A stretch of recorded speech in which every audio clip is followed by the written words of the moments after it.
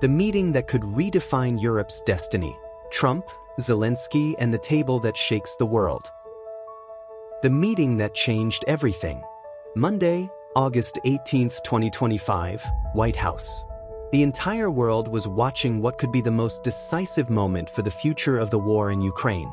Donald Trump received Ukrainian President Volodymyr Zelensky, German Chancellor Friedrich Merz, French President Emmanuel Macron, and Italian Prime Minister Giorgia Meloni for negotiations aimed at ending the Russian war in Ukraine. But what you don't know is that this meeting almost didn't happen. Just 48 hours before, Zelensky had threatened to cancel everything after discovering details about a previous call between Trump and Putin that left him absolutely furious. During the meeting, Zelensky personally thanked Trump. "Thank you very much for your personal efforts to stop the killings and stop this war." But behind this diplomatic courtesy, palpable tension dominated the atmosphere. What was really at stake in that room went far beyond what the cameras captured. The billion-dollar deal few know about. 1 hour before the official meeting began, Zelensky made a proposal that left even Trump surprised. Ukraine offered to purchase around $90 billion in U.S. weapons, Zelensky reportedly said at a press briefing outside the White House. $90 billion. To give you an idea of what this represents, it's more than the GDP of many European countries. But here's the detail that will shock you. This offer wasn't just about weapons. It was part of a much larger package of security guarantees being negotiated behind the scenes. And Trump's response to this proposal completely changed the course of the talks. According to sources close to the negotiations, Trump looked directly at Zelensky and said something that made everyone in the room understand that the game had completely changed. The call that interrupted everything. In the middle of the meeting with Zelensky and other European leaders, Trump paused to call Russian President Vladimir Putin directly. Imagine the scene, European leaders sitting around the table in the White House, Zelensky watching tensely, while Trump picks up the phone and dials the man who destroyed his country. What was said in that call remains in absolute secrecy, but what happened immediately afterwards changed the entire dynamics of the meeting. Zelensky, who until then maintained a diplomatic posture, got up from the table and walked to the window, standing several minutes in silence looking at the White House gardens. When he returned, his first words were, "So this is how we're going to play this game." From that moment on, the negotiations took a direction no one had foreseen. The pressure on Crimea. Trump pressured Ukraine to cede Crimea and dropped the campaign to join NATO during the meeting with Zelensky. But the way this pressure was exerted was much more intense than any media outlet reported. According to leaks from advisors present in the room, Trump presented Zelensky with a detailed map of the region, pointing specifically to areas controlled by Russia. "Volodymyr," Trump reportedly said, "you need to be realistic about what you can and cannot recover." Zelensky's response was immediate and forceful. "Mr. President, would you ask me to hand over Manhattan if we were talking about American territory?" The silence that followed lasted almost 2 full minutes. It was Macron who broke the ice, saying that Europe would never accept the precedent of territories being ceded under military coercion. The European leaders' ultimatum. European leaders, in front of cameras, publicly pressed Trump on the need for security guarantees. But what the cameras didn't show was the closed meeting that happened immediately afterward. Emmanuel Macron, speaking on behalf of the European group, made it clear that any agreement that didn't include solid security guarantees for Ukraine would be rejected by Europe. "Donald," Macron said in a tone that mixed firmness and diplomacy, "Europe cannot simply watch a country be dismembered and pretend everything is fine." German Chancellor Friedrich Merz was even more direct. "If Ukraine falls, Poland will be next. And if Poland falls, all of Eastern Europe will be at risk." Trump listened in silence, but his body language clearly showed that these words were having an impact. Putin's secret proposal. During the call that interrupted the meeting, Putin made a proposal that has not yet been fully revealed to the world press. Trump had urged Zelensky to pursue a peace deal floated by Russian President Vladimir Putin that would see Ukraine cede some of its territory.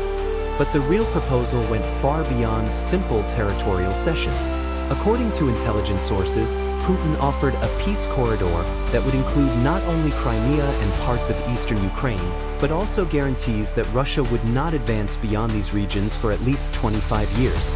In return, Ukraine would have to commit to never joining NATO and limit its army to a specific number of soldiers.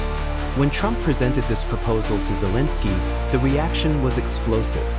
"You're asking me to sign my country's death sentence?" the Ukrainian president reportedly responded. Melania's secret letter.